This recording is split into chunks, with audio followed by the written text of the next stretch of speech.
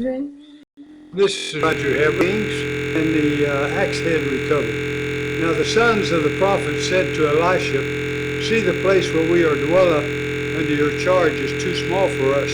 Let us go to Jordan, and each of us get there a log, and let us make a place for us to dwell there."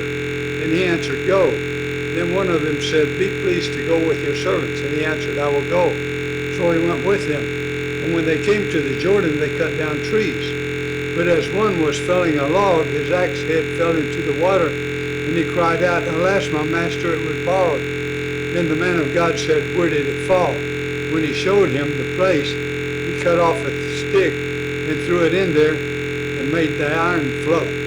And he said, "Take it up." So he reached out his hand and took it. Once when the king of Syria was warring against Israel, he took counsel with his servants, saying, "At such and such a place shall be my camp." But when the man of God sent word to the king of Israel, "Beware that you do not pass this place, for the Syrians are going down there." And the king of Israel sent to the place about which the man of God told him. Thus he used to warn him, so that he saved himself there more than once or twice. And the mind of the king of Syria was greatly troubled because of this thing, and he called his servants and said to them, "Will you not show me who of us is for the king of Israel?" And one of his servants said, "None, my lord, O king, but Elisha, the prophet who is in Israel, tells the king of Israel the words that you speak in your bedroom." And he said, "Go and see where he is, that I may send and seize him." It was told him, "Behold, he is in Dothan." So he went there, horses and chariots, and a great army. And they came by night and surrounded the city. When the servant of the man of God rose early in the morning and went out, behold, an army with horses and chariots was all around the city. And the servant said, "Alas, my master, what shall we do?" And he said, "Do not be afraid, for those who are with us are more than those that are with him." Then Elisha prayed and said, "O Lord, please open his eyes that he may see." So the Lord opened the eyes of the young man, and he saw, and behold, the mountain was full of horses and chariots of fire all around Elisha.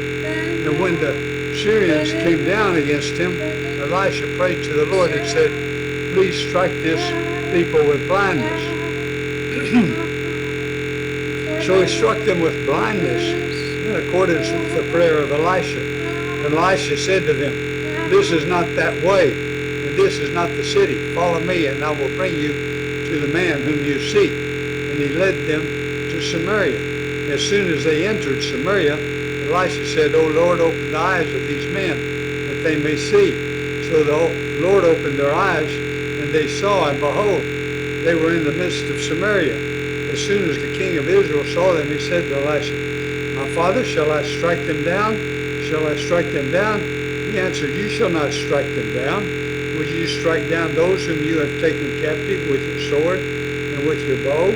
Set bread and water before them, that they may eat and drink and go to their master."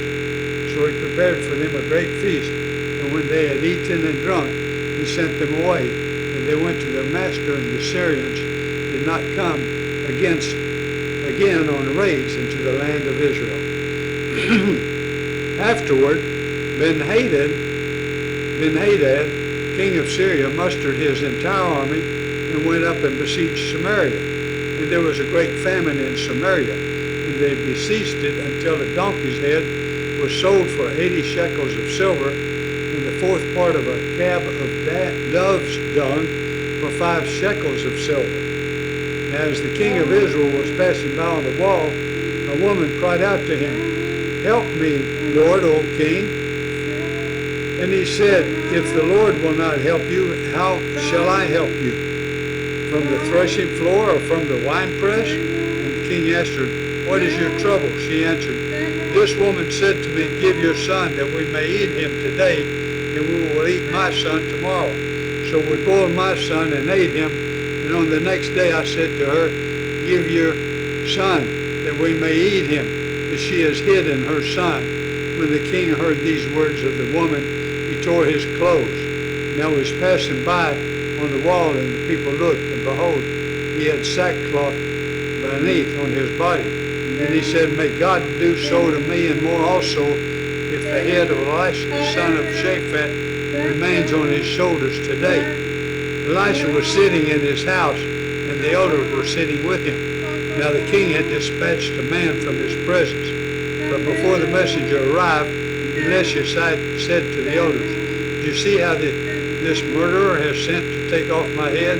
Look, when the messenger comes, shut the door and hold the door fast against him. Is not the sound of his master's feet behind him? And while he was still speaking with him, the messenger came down to him and said, This trouble is from the Lord. Why should I wait for the Lord any longer?